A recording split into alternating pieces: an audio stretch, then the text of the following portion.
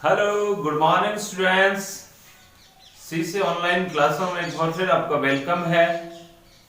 Polity की series में हम चैप्टर फर्स्ट पढ़ रहे थे एनसीईआरटी 11th क्लास, और फर्स्ट चैप्टर में हम लोग पढ़ रहे थे कॉन्स्टिट्यूशन व्हाई एंड हाउ, और उसके टॉपिक में हम बात कर रहे थे मेड बाय कॉन्स्टिट्यूशन असेंबली।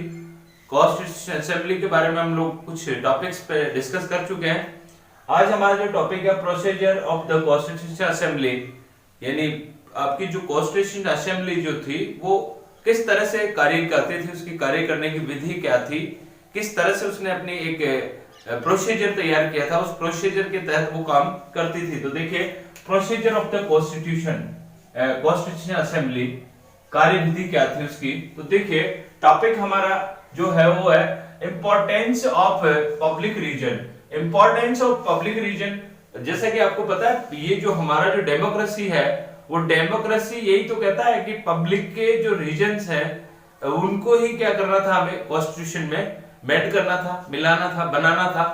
तो पब्लिक रीजन को ध्यान में रखते हुए seen in the procedure of assembly also, जो हमने जो कार्य किया वो पब्लिक के रीजन को ध्यान में रखते हुए किया, क्योंकि पब्लिक को ये ध्यान में होना चाहिए। पब्लिक इंटरेस्ट कब लेगी कॉन्स्टिट्यूशन में? तब लेगी जब उसे पता होगा कि मेरे लिए जो कॉन्स्टिट्यूशन तैयार किया गया उसमें मेरे लिए कुछ है, मेरे लिए राइट्स हैं, मेरे बारे में डिस्कस किया गया है, मैं कम्युनिटी से हूँ, किस कम्युनिटी से हूँ मैं, मुझे क्या मिला हुआ है, मुझे राइट ऑफ वोट देने का अधिकार मिला है, इस तरह की बातें उसमें डिस्कस की गई। तो इसके लिए क्या किया गया था कि ये जो आपका जो कॉन्स्टिट्यूशन बनाया गया वो कॉन्स्टिट्यूशन कोई छोटा नहीं था, क्योंकि आप लोग देखें दुनिया का सबसे बड़ा संविधान भारत का संविधान है, और सभी लोगों का, ऑल पीपुल्स का इसमें क्या किया गया, ध्यान रखा गया है। और दुनिया के तमाम कॉन्स्टिट्यूशन को पहले क्या किया गया है, रीड किया गया है, उसके बाद में उसे हमारे ढांचे के अनुसार ढाला गया है। तो देखिए यहां पर इस कार्य को करने के लिए हमारा जो संविधान बना उसमें 8 मेजर कमिटीज, 8 जो मेजर कमिटीज थी, 8 बड़ी कमेटियां बनाई गई, 8 बड़ी समितियां बनाई गई।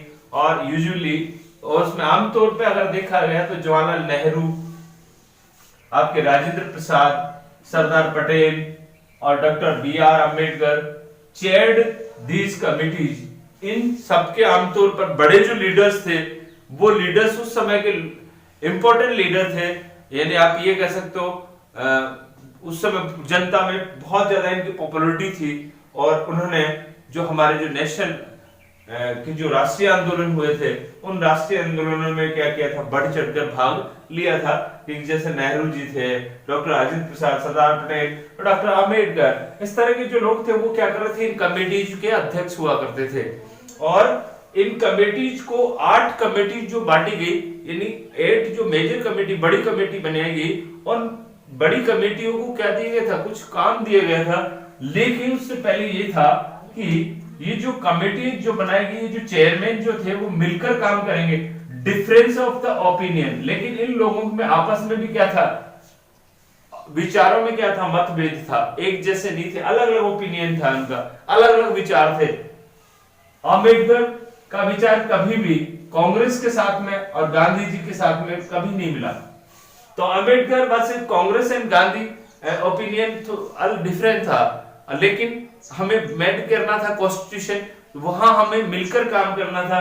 तो अम्बेडकर और कांग्रेस या गांधी जी के बारे में, जैसे हमेशा से अम्बेडकर गांधी जी के खिलाफ थे विचारों को लेकर, ओपिनियन को लेकर। जैसे आपने पुना पैक्ट पढ़ा होगा, उसमें जो भी दलित जातियां थी, SC ST जो थी, उसके लिए उन्होंने रिजर्वेशन की मांग करी थी, और गांधी जी ने आमरण अनशन कर लिया, भूख हड़ताल पर बैठ गए। तो फिर जो नेशनल इंटरेस्ट जो था, नेशन इंटरेस्ट को ध्यान में रखते हुए जो आपके अम्बेडकर थे उन्होंने इस जिद को छोड़ दिया पुना पैक्ट के तहत और अपनी मांग को वापस ले लिया, क्योंकि नेशनल इंटरेस्ट क्या है, आपकी कम्युनिटी से भी बड़ा है। और यहाँ पर इन्होंने इस बात का उदाहरण दिया। और गांधी जी और आपका जो अम्बेडकर है उसके बीच में एक समझौता हुआ, जिसे क्या कहते हैं, पूना पैक्ट कहते हैं। तो इस तरह से ओपिनियन डिफरेंस ओपिनियन थे। इसी तरह आप पटेल की बात करें और नेहरू, कभी आपस में ओपिनियन एक नहीं हुआ करते थे, जबकि कांग्रेस के बड़े लीडर हुआ करते थे।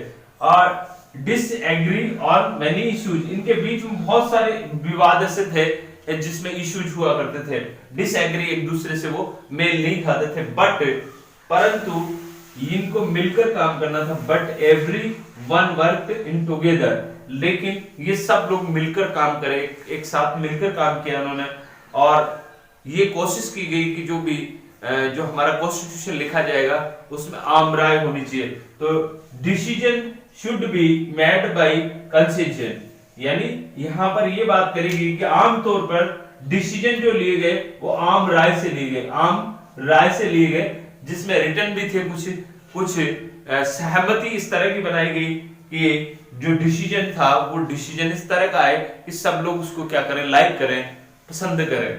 तो इस तरह से अलग अलग ओपिनियन होने के बावजूद भी सब एक प्लेटफॉर्म पे बैठ के उन्होंने कॉन्स्टिट्यूशन को क्या किया, मेड किया, क्योंकि वो सभी कम्युनिटीज का क्या कर रहे थे, रिप्रेजेंटेटिव कर रहे थे, ये जो लीडर्स थे। आगे चलते हैं हम लोग, देखिए दूसरे पार्ट की ओर आते हैं हम लोग। तो 8 मेजर जो कमिटीज थी उनका काम क्या था, देखिए फंक्शन क्या था उनका। तो ये जो कमेटियां थी इनको ड्राफ्ट करना था कॉन्स्टिट्यूशन को, यानी मॉडल तैयार करना था, ड्राफ्ट करना था कि हमारे देश में क्या क्या होना चाहिए, वोट के लिए कितनी आयु होनी चाहिए, यानी एज कितना होगा वोट के लिए, किस तरह का क्या मिलेगा आपको, एज का क्या प्रावधान है, हमारे लिए फंडामेंटल क्या होंगे, इस तरह की जो बातें करेगी।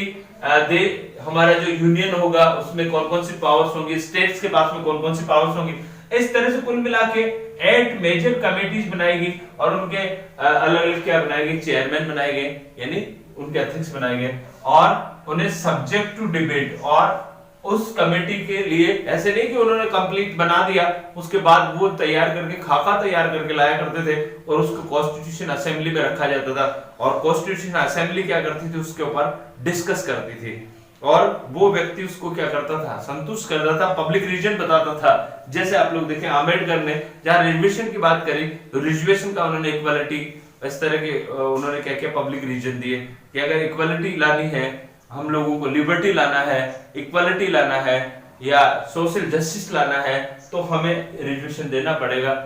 और इस तरह से उन्होंने सब्जेक्ट को डिबेट किया और पब्लिक रीजन बताया, और पब्लिक रीजन से डिबेट हुआ, इसीलिए ये जो असेंबली थी वो लंबी चली। और इस असेंबली में आप लोग देखिए, असेंबली मेट फॉर 166, यानी हमारी जो असेंबली की जो मीटिंग्स हुई, बैठक जो हुई वो हुई 166 डेज की, यानी आपका जो सेशन चला वो सेशन जो था वो था 166। जैसे आप यूं समझिए, आपके जो सेशन चलता है स्कूल का वो जुलाई टू, आप ये कह सकते हो कि जुलाई टू अप्रैल, तो ये जुलाई टू अप्रैल का जो टाइम है वो मंथ हो गया ज्यादा, लेकिन वर्किंग डे कितना है इसमें, जैसे हॉलीडेज वगैरह काट के, तो इस तरह से spread on even 2 years 11 months and 18 days, यानी 2 वर्ष 11 माह 18 दिन तक काम किया, यानी वो जो टाइम पीरियड था वो था 2 years 11 months and 18 days, but 166 days क्या की उनकी अधिवेशन हुए, बैठकें हुई। तो बैठकें बात करेंगे हम लोग, यानी असेंबली मीट फॉर, बैठकें जो है सेशन जो हुआ वो 166 से हुआ, और आप लोग कहें कि कितना समय लगा तो ये आता है। It's session were open, it's session, ये जो असेंबली के जो सेशन हुआ करते थे वो सबके लिए खोल दिए गए थे, प्रेस एंड पब्लिक के लिए, ताकि वह अपनी एलाइट को अपने विचार रख सकते हैं, अखबारों में उसको छाप सकते हैं, और वो इस जो ये जो प्रोसीजर चल रहा था असेंबली का उसको वो देख सकते थे।